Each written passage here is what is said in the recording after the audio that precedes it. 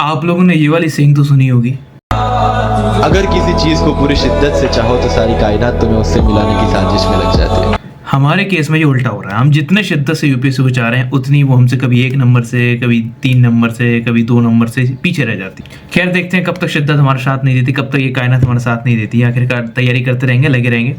तो आज का वीडियो मैं अपने यूपीएससी की जो मार्कशीट आई है, प्रीलिम्स की मार्कशीट पे बात करेंगे। क्या मेरी मिस्टेक रही है, कहाँ से क्या चूक हुई। चलो सीधा मुद्दे पे बात करते हैं और देखते हैं आपको क्या फ़ायदा हो सकता है। आखिरकार वीडियो पूरा देखिएगा, जिससे आपको जो अभी 20-25 दिन रखे हैं प्रीलिम्स की, आपको बहुत ज़्यादा फायदा हो जाएगा उससे। आप जो गलती मैंने करी उन गलती को नहीं दोहराएंगे तो आपका जरूर फायदा हो सकता है। तो वीडियो पूरा देखिएगा। तो सीधा स्टार्ट करते हैं मुद्दे। तो ये जो मैं आपको दिखा रहा हूँ, ये है मेरी 2023 की मार्कशीट।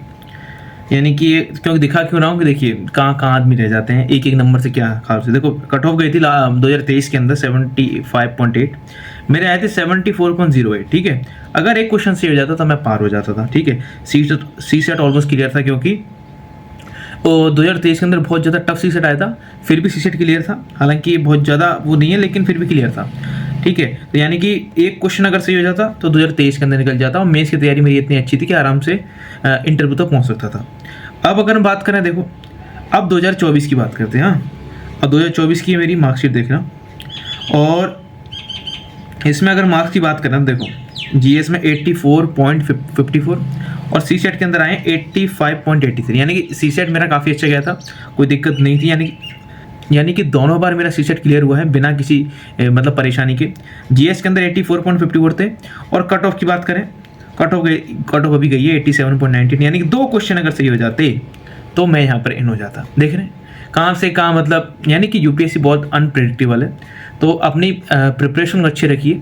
पता नहीं आप कहाँ से कहाँ कैसे रह जाएं, वो कह नहीं सकते हैं, बट यस देखिए यहाँ पर लक फैक्टर भी काम करता है कि मान लीजिए काफ़ी क्वेश्चन आपके ऐसे हो सकते हैं जो आपके आते हुए गलत हो जाए, जो मेरे साथ हुआ।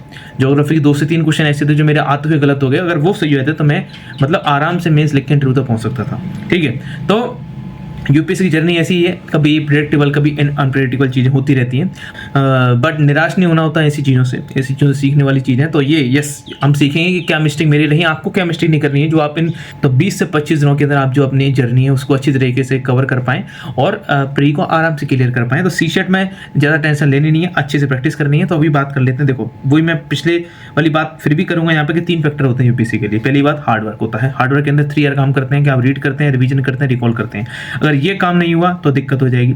रिवीजन नहीं हुआ तो फिर कोई मतलब ही नहीं है। तो रीड, रिवीजन और रिकॉल, ये 3 चीज़ें आपको हमेशा करनी है। ये हमारे लर्निंग प्रोसेस का एक 3 इंपॉर्टेंट पार्ट्स हैं। यानी कि हम यही करते हैं पूरी प्रोसेस के अंदर, रीड करते हैं, रिवीजन करते हैं, रिकॉल करते हैं, राइट करते हैं, कुछ भी करते हैं। फिर आती है प्रैक्टिस।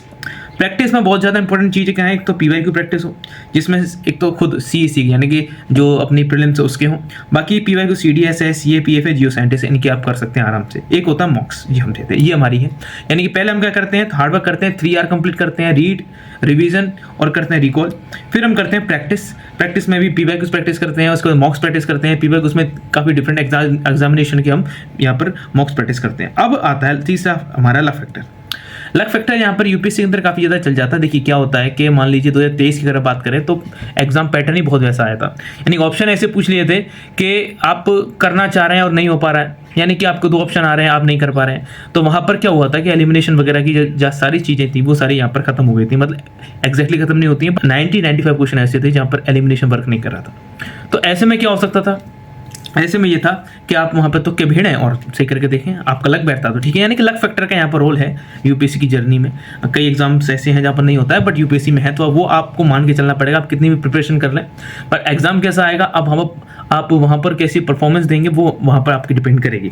अब मैं अगर 2023 के अपने मिस्टेक्स की बात करूँ, फिर मैं बात करूँगा इंप्लीमेंटेशन मैंने उनका 2024 में कैसे किया, फिर हम बात करेंगे मिस्टेक 2024 में क्या हुई। ठीक है, अगर 2023 की हमारी थी कि हमने क्वेश्चन ही बहुत अटेम्प्ट किए थे, मतलब 100 में से 73 क्वेश्चन हमने अटेम्प्ट किए थे।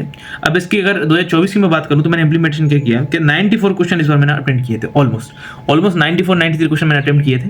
ठीक है, अगर बात करें नेक्स्ट चले तो पीवाई के ऊपर कम फोकस दिया था मैंने, क्योंकि बहुत कम पीवाई, यार सीएससी के वो भी केवल 3 से 4 साल के जो भी हुए थे, मतलब पीछे चले 22, 21, 20, 19, 18 के इनके देखे गया था। बाकी ज़्यादा एनालिसिस भी नहीं किया था, तो वो मेरी वहाँ पर फ्लॉस थे। लेकिन इस बार क्या किया था, अगेन वो गलती मुझसे हुई। इस बार मैं थोड़ा सा लेस टाइम था मेरे पास, क्योंकि बीच में कुछ था, अभी कॉन्स्टेंट हो गई थी, बीच में मैं प्रिपरेशन नहीं कर पाया था। 2 से 3 महीने मिले थे, जिसमें मैंने अपना जो रिवीजन किया, फिर दोबारा से जो कंटेंट था उसको थोड़ा सा एनरिच किया, और करंट अफेयर वगैरह वो सारी चीज़ें बहुत हो गई थी, तो पीवाईक्यूज़ को उतना टाइम दे नहीं पाया था। फिर भी इस बार भी मतलब मेरी गलती ये रही कि पीवाईक्यूज़ पे अगेन लेस मेरा फोकस रहा, ये मेरी गलती मुझे भुगतनी पड़ी। तीसरी चीज़ की बात करें, मॉक्स पर फोकस कम। 2023 के अंदर मेरा मॉक्स पर फोकस कम था। यानी कि इससे होता क्या, देखो मॉक्स से मतलब देते क्यों मॉक्स पर, एक तो हमें पता चलता है कि हम कितने क्वेश्चन अटेम्प्ट करें और हमारी 2 घंटे के अंदर एक्यूरेसी कितनी आ रही है, ओएमआर पढ़ने में कोई दिक्कत आ रही नहीं आ रही है। मतलब आप मेंटल अपने आप को प्रिपेयर करते हैं मेंटली कि हम जो 2 घंटे के अंदर वहाँ पे एग्जाम देंगे तो वो एक्चुअली कैसा होने वाला है। इस बार क्या हुआ था, देखो इस बार वो क्योंकि टाइम कम था थोड़ा सा, मेरे पास 2-3 महीने मिले थे, 10 से 12 मॉक्स दे पाया था, वो भी एंड में जाके, वो भी जिनमें से 50 या 60% तो फुल लेंथ ही थे। तो लेकिन दिए मैंने क्या थे, ओएमआर के साथ थे सारे। तो इससे क्या फायदा हुआ था कि रियली हेल्प मुझको मिली इससे। एक तो मुझे क्या हुआ, ओएमआर भरने में कोई दिक्कत नहीं है एग्जाम, रियल एग्जाम हॉल के अंदर। मतलब टाइमली मैंने एग्जाम, मतलब टाइमली मैंने ओएमआर भर दी थी, तो कोई दिक्कत नहीं आई थी। तो ये बहुत ज़्यादा फायदा हुआ था कि 10-12 मॉक्स देने के बाद भी मैंने क्या किया था कि ओएमआर को अच्छे से भरा था टाइम टू टाइम, और एक मैंने पैटर्न बना लिया था कि मुझे ओएमआर कब भरनी है। तो यानी कि आप भी एक पैटर्न बना लेना, जब भी आप कोई भी टेस्ट दे रहे हैं या फिर आप रियल एग्जाम हॉल की भी बात करें, अभ्यास वगैरह देने जा रहे हैं, तो वहाँ ओएमआर को कब भरना है वो आप एक टाइम बना लीजिए। जैसे कि हम 2 से 3 रीडिंग करते हैं, तो फर्स्ट रीडिंग में आपने कितने क्वेश्चन कर लिए वो सारे आपने भर लिए। उसके बाद क्या होता है कि आप सेकंड रीडिंग में चले तो साथ साथ भरते चल रहे हैं, जिससे आपको एक मेंटली प्रेशर नहीं रहता कि यार मुझे ओएमआर भी भरनी है। अगर मान लीजिए आप एंड में लेके चलते हैं ओएमआर को, तो वो बहुत गलती होने के चांसेस वहाँ पे बढ़ जाते हैं। तो यस, मुझे इससे बहुत फायदा हुआ, आप लोग भी यहाँ पे ट्राई करके देखिए। लेकिन अगर आप मॉक्स की अगर फ्रीक्वेंसी बढ़ा देता है, यानी 30, 35 या 40 के आसपास मॉक्स करके जाता है, ईजिली मतलब एक मेंटलिटी बन जाती है कि मेरे आराम से क्लियर हो जाता है, कोई दिक्कत वाली बात नहीं थी।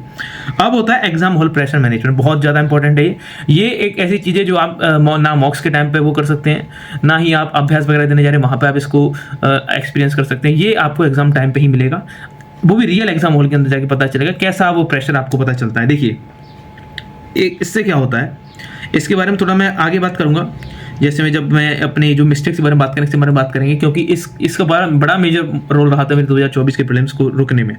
एक होता है एलिमिनेशन ट्रिक पर डिपेंडेंसी, मेरी 2023 के अंदर थी, क्योंकि उससे पहले काफ़ी सारे ट्रेंड चल रहे थे कि ऐसे क्वेश्चन आए तो ऐसे कर दो, ऐसे आए ऐसे कर दो। अब क्या होता है कि वो दिक्कत हो गई थी, तो हमने मतलब एलिमिनेशन वगैरह को छोड़ दिया था। अब देखो 2024 में क्या हुआ, नो डिपेंडेंसी, मतलब मैंने बिल्कुल भी कोई भी एलिमिनेशन वगैरह का यहाँ पर सहारा लिया नहीं। हालांकि वो थोड़ा सा मुझे खला के अगर मैं थोड़ा और प्रैक्टिस कर सकता था उसके बारे में, तो जिससे मुझे फ़ायदा हो सकता था। तो यानी कि 2024 में मैंने उसकी डिपेंडेंसी नहीं रखी। तो यानी कि एक तो क्या हुआ, हमने जो गलतियाँ थी उनको सुधारने की कोशिश करी, लेकिन 2-3 चीज़ें ऐसी थी जो नहीं सुधर पाई क्योंकि टाइम थोड़ा सा कम मिला था। अब अगर मैं बात करूं हमारी मिस्टेक 2024 में क्या नहीं, पहली बात थी नेगेटिव मार्किंग को इग्नोर किया मैंने।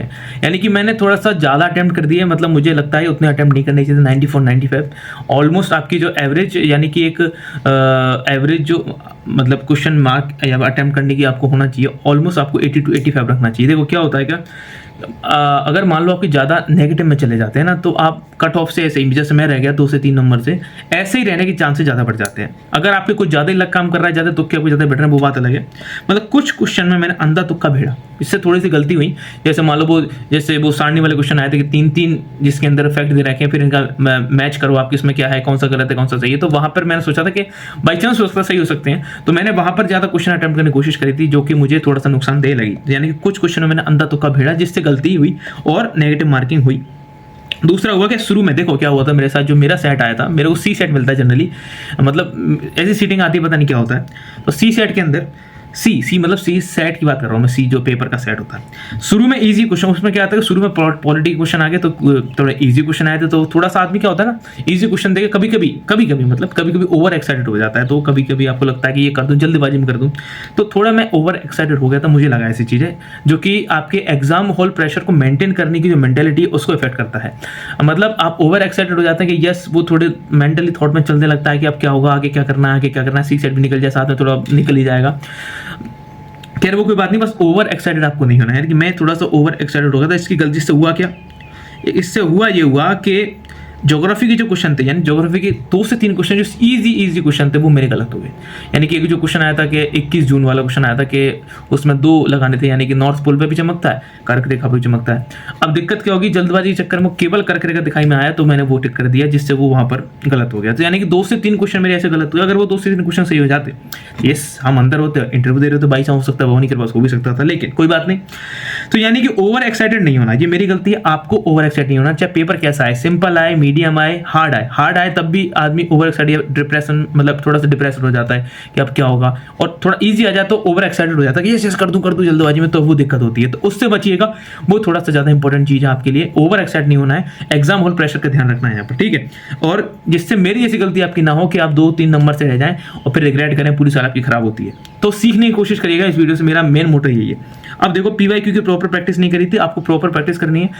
चाहे आप कोशिश करिए तो 2013 से पहले वाले जितने भी PYQ उन सबको उठा लीजिए, उन सबको सॉल्व करने की कोशिश करिए। CDS की करिए, CAPF की करिए, मतलब NDA के करिए, जियो साइंटिस्ट करिए, UPSC के जितने भी एग्जाम है सबकी मतलब सॉल्व करने की कोशिश करिए। इससे आपका अल्टीमेटली फायदा ये वो आपकी मेंटली डेवलप होगी। जो MCQ सॉल्व करने की जो एटीट्यूड है वो डेवलप होता है, उसमें आप कोताही मत रखिएगा। अच्छे से PYQ की प्रैक्टिस जरूर करिएगा। अब देखिए दिक्कत क्या हुई मेरी कि एक तो PYQ का अच्छे से सॉल्व नहीं कर पाए, एक थी कि एलिमिनेशन ट्रिक को बिल्कुल नहीं देखा, मतलब मैंने बिल्कुल इग्नोर ही कर दिया कि इनको देख के जाना नहीं कि कुछ फायदा होता नहीं है, तो पूरी तरीके से मैंने इनको छोड़ दिया था। लेकिन 2024 के एग्जाम जिस टाइप का आया था उसमें ये एलिमिनेशन ट्रिक वर्क कर रही थी।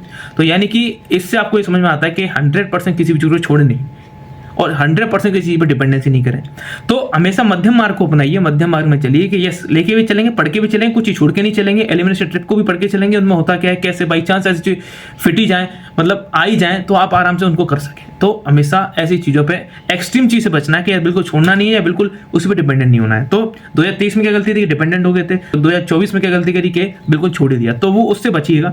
यानी कि ये मेरी गलती रही। और क्या था, मॉक टेस्ट थोड़े से कम दिए थे, 10-12 मॉक टेस्ट दिए थे, उससे थोड़ा सा प्रैक्टिस में कमी रहेगी। और रिवीजन मेन चीज़ क्या होता है, देखो रिवीजन आप जितना ज़्यादा करेंगे, कोई कंटेंट किंग है भाई, देखो जितना ज़्यादा रिवीजन करेंगे उतना ज़्यादा फायदा होगा। अब देखिए मिस्टेक मेरी यहाँ पर हो जाती है, आपको इनसे सीखना है कि आपको तो नेगेटिव मार्किंग से बचना है ओवरऑल। अब कंक्लूजन में चलते हैं, आखिर कंक्लूजन क्या है, आपको क्या फायदा यहाँ से लेना है। देखो कंक्लूजन देखो कि लास्ट 25 दिन में आपको क्या करना। पहली चीज़ है कि मिनिमम 3 से 4 रिवीजन आपके अभी भी हो जाने चाहिए। अभी भी आपके पास टाइम है कि आप किसी भी सब्जेक्ट का मिनिमम 3 बार तो आपको रिवीजन अभी भी करना है, जिससे क्या हो कि आप जो एग्जाम में जाने से पहले आपके दिमाग के अंदर वो चीज़ फ्रेश होनी चाहिए मेरे हिसाब से। और एक हफ्ते पहले हर एक सब्जेक्ट का बना लीजिए कि एक दिन में एक सब्जेक्ट आपको निपटाना पड़ेगा, आपको करना पड़ेगा, नहीं तो दिक्कत हो जाएगी। देखिए क्या है कि कंपटीशन है, जो जितना ज़्यादा करेगा उसको जितना ज़्यादा फायदा होगा। मॉक दीजिए, अपने आप को झोंक दीजिए, 25 दिन कुछ नहीं है, और बाकी फिर आपकी मर्जी है। देखिए और क्या करिए, PYQ के ऊपर फोकस करिए, प्रैक्टिस करिए। इसके लिए मैं शिवेन सर की वीडियोस को आपको रेफर करूंगा। उनके एक तो इकोनॉमी का वीडियो है, अभी पॉलिटी का वीडियो उन्होंने डाला था, उसको रेफर करूंगा, आप उसको जाकर देखिए। वो जिस हिसाब से टेस्ट फॉर्मेट में उसको कन्वर्ट कर देते हैं, बहुत ही अच्छी चीज़ है। तो शिवेन सर का वीडियो आपको जाकर देखना है, उनके चैनल पर, यूट्यूब चैनल पर चले जाइए और देखिए, जरूर से देखना आपको चाहिए। अब नेक्स्ट 15 दिन में आपको क्या करना है, आपको पहली बात तो यह है कि 10 दिन पहले कोई टेस्ट नहीं देना है। दूसरी चीज़, हर 15 दिन में, मतलब अभी जो 15 दिन बाकी हैं, 25 दिन में से 15 दिन आपको जो पहले भी आने वाले हैं, उसके अंदर 8 से 10 आपको फुल लेंथ लगाने हैं, और वो भी OMR के साथ। आपकी एक तो टाइमिंग क्या रहनी चाहिए, देखो इसमें आप ध्यान रखो 9 से 11 आपको GS1 का देना है, 2 से 4 आपको GS2 का देना है। ये टाइमिंग रखो। जब भी आप टेस्ट देने बैठ रहे हैं उतना गैप रखो। ये नहीं कि पहले रात में टेस्ट दे रहे हैं या फिर बिल्कुल ही सुबह टेस्ट दे रहे हैं। मतलब जो UPSC की टाइमिंग है उससे आपको अलाइन करना है अपने आप को इन 25 दिनों के अंदर, जिससे आपका दिमाग वो हो जाए कि यार मेरे को एक्टिव रहना है 9 से 12 के, 9 से 11 के बीच में मुझे एक्टिव रहना है, 2 से 4 के बीच में। ऐसा नहीं है आपको वहाँ पर नींद आ रही है, दिक्कत हो रही है, तो CSET की शानदार प्रैक्टिस करनी है। मतलब ऐसा नहीं कि GS के ही टेस्ट देते जा रहे हैं, CSET के भी टेस्ट दीजिए, जिससे आपकी प्रैक्टिस हो। आपको पता नहीं UPSC कब CSET को टफ बना दे, जैसे 2024 में परमुटेशन कॉम्बिनेशन कोई क्वेश्चन नहीं पूछा, और हो सकता है सर भरमार कर दे, कुछ भी कह सकते नहीं है, तो ध्यान रखिए। अब 5 नंबर की बात करें, एक ओवर एक्साइटेड होने से बचिए या डिप्रेस होने से बचिए। देखो पेपर को लीजिए, जब भी आपको पेपर मिलता है एग्जाम हॉल के अंदर, उसको देखिए, शांति रखिए, अपने दिमाग को थोड़ा शांत करने की कोशिश करिए और थोड़ा फोकस करिए कि मुझे पहले अपने जो वीक एरिया उसको छोड़ के स्ट्रॉन्ग एरिया उसको कवर करना है। मैं उसको एक बार टच कर लूँ, उसके बाद हम वीक एरिया पे चलेंगे। और बाई चांस मान ली कभी टफ क्वेश्चन आता है, मतलब टफ पेपर आता है, तो ध्यान रखिएगा उसकी कट ऑफ लो हो जाएगी।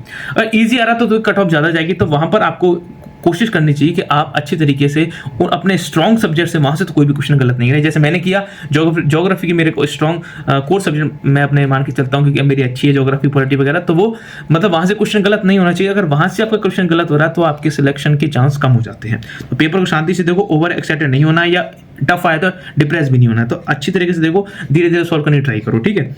अगर बात करें तो फाइनल, हाँ मतलब पेपर जब भी आ रहा तो अपने जो वीक एरिया उसको फाइंड कर लो, उसको छोड़ दो, और बाकी के पेपर को यानी कि स्ट्रॉन्ग एरिया वहाँ पर घुस जाओ, ठीक है। और धीरे धीरे चलते रहो, आराम से उसको सॉल्व करते रहो, वो कोई दिक्कत नहीं है। अगर कोशिश करेंगे अगर एग्जाम से पहले थोड़ा सा एक पेपर सॉल्विंग अप्रोच भी हम यहाँ पर ला सकें, मैं वीडियो बना सकूँ, तो कोई कोशिश करेंगे। एक बात है कि एलिमिनेशन ट्रिक को आप एक बार आंखों के सामने से निकाल लेना। एग्जाम से मतलब 8 से 10 दिन पहले उसकी प्रैक्टिस कर लेना अच्छे से, जिससे क्या है कि देखो अल्टीमेटली गोल है हमारा एग्जाम को सॉल्व मतलब निकालने का, क्रैक करने का, चाहे वो एलिमिनेशन से निकले या फिर आपकी पढ़ाई से निकले, डज नॉट मैटर, क्योंकि प्री में आपके मार्क्स आपकी मेरिट में काउंट नहीं होते हैं, आपको वहाँ पर जस्ट सिलेक्ट होना है बस, मतलब मेरिट के अंदर आना है, ठीक है।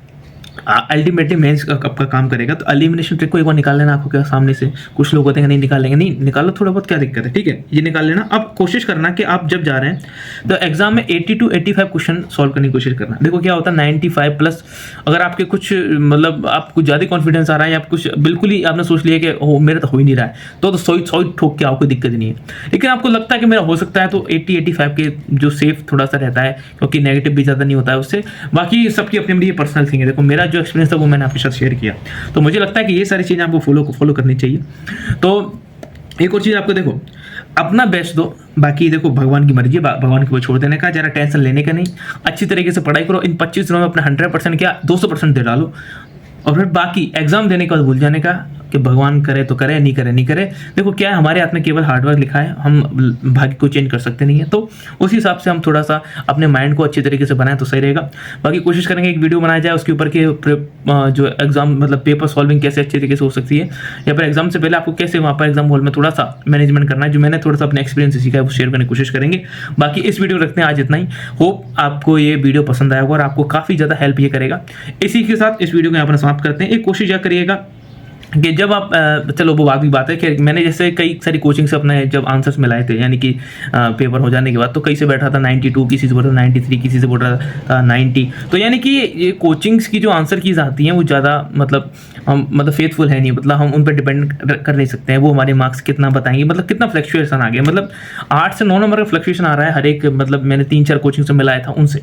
तो खैर किसी का नाम लेने में कोई फायदा नहीं है, बट ऐसा मान के चलिए जब भी आप अगर मान लो आप जो कट ऑफ मान के चल रहे हैं उनसे आप रेंज में आ रहे हैं, तो अपनी मेंस की प्रिपरेशन आप चालू कर सकते हैं। बाकी अभी पूरा फोकस रखिए प्री के ऊपर। इस वीडियो को इतना ही रखते हैं, आई होप आपको अच्छा लगा होगा। तो बस समाप्त करते हैं, और कोशिश करेगा मेरी मिस्टेक्स सीखने का, क्योंकि अल्टीमेटली हमारा गोल ये है कि आपको फायदा हो। तो अगर अच्छा लगा तो आप चैनल को सब्सक्राइब कर सकते हैं, ठीक है। इसी के साथ समाप्त करते हैं। Thank you.